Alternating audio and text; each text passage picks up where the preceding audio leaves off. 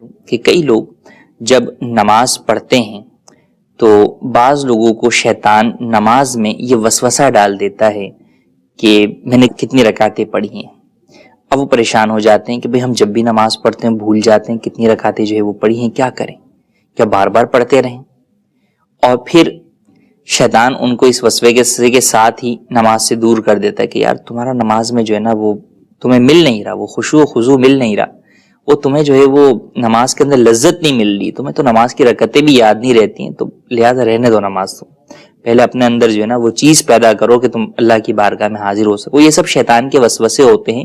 کہ لوگوں کو جب عبادت سے روکتا ہے تو وہ اس طرح کے وسوسے لے کر آتا ہے. تو ہمیں چاہیے کہ ان وسوسوں کی طرف توجہ نہ دیں بلکہ احکام شریعت پر عمل کریں. بہرحال اگر کسی شخص کو نماز میں یہ شک ہوا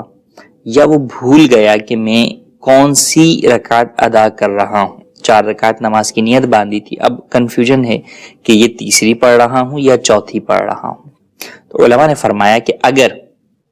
زندگی میں پہلی مرتبہ ایسا واقعہ ہوا ہے تو اسے اختیار ہے کہ وہ نماز توڑ دے اور نئے سرے سے دوبارہ پڑھے. اور اگر یہ اکثر اس کے ساتھ ہوتا رہتا ہے تو اب 2 چیزیں, ظن غالب کرے, غالب گمان کرے کہ میری یہ کون سی رکعت ہوگی, ذہن اس کا کس طرف جا رہا ہے, 90% 80% ذہن کس طرف جا رہا ہے, یہ تیسری ہے یا چوتھی ہے.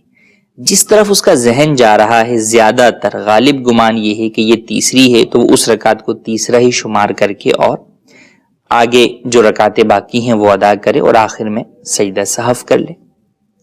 اور اگر کوئی ایسا ہے کہ اس کو غالب گمان نہیں ہوتا, 50% ہے دونوں طرف, اس طرف بھی جناب 50% ہے, اس طرف بھی 50% ہے,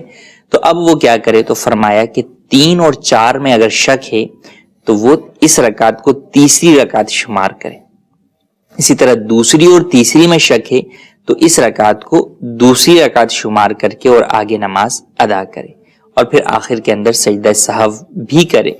یوں ہی اس کے اور بھی احکامات ہیں کہ پھر اس سے اگلی رکعت کے اندر بھی جو ہے وہ قعدہ جو ہے وہ کرے. اگر کوئی ایسی صورت بن رہی ہے کہ اس کی وہ اگلی رکعت جو ہے وہ ہو سکتی ہے تو اس کے اندر جو ہے وہ والی رکعت ہو سکتی ہے کہ جس کے اندر قعدہ کرنا ضروری ہوتا ہے, تو اس کے اندر بھی احتیاطاً قعدہ کرے اور آخر میں سجدہ سہو کر لے, تو انشاءاللہ عز و جل اس کی نماز مکمل ہو جائے گی اور اس کی نماز کے اندر کوئی خلل واقع نہیں ہوگا. تو لہٰذا اگر نماز میں شک ہو تو اس چیز کی طرف نہ جائیں. یوں ہی جس طرح رکعات میں شک ہوتا ہے, اسی طرح بعض لوگوں کو شک جو ہے وہ وضو ٹوٹنے کے حوالے سے بھی ہوتا ہے